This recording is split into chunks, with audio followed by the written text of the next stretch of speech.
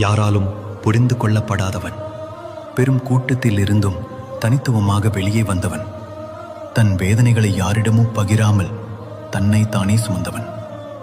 அவன் தனிமையில் இல்லை, அவன் சிவனின் பாதையில் பயணித்தவன். பலர் நினைத்தார்கள் அவன் உடைந்து விட்டான் என்று. ஆனால் உண்மை என்னவென்றால், அவன் தன்னைத்தானே சிவனை போல தட்டச்சி உருவாக்கி கொண்டான்.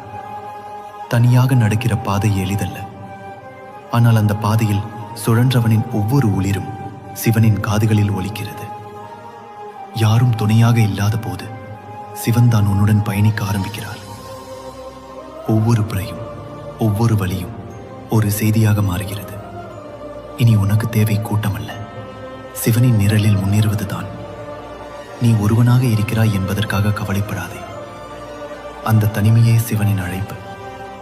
உலகம் உன்னிடம் மீண்டும் முகம் திருப்பும் போது அது சிவன் உன்னை நெருக்கமாக வரவழைக்கிற சின்னம்.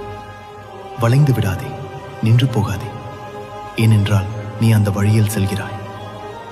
அதை தொடர்ந்து முன்பே முனிவர்கள் நடந்தனர், தபஸ்விகள் உருவானார்கள், பல சிவனடியார்கள் அந்த பாதையை சென்றார்கள், மரணத்தை வென்றவர்கள்.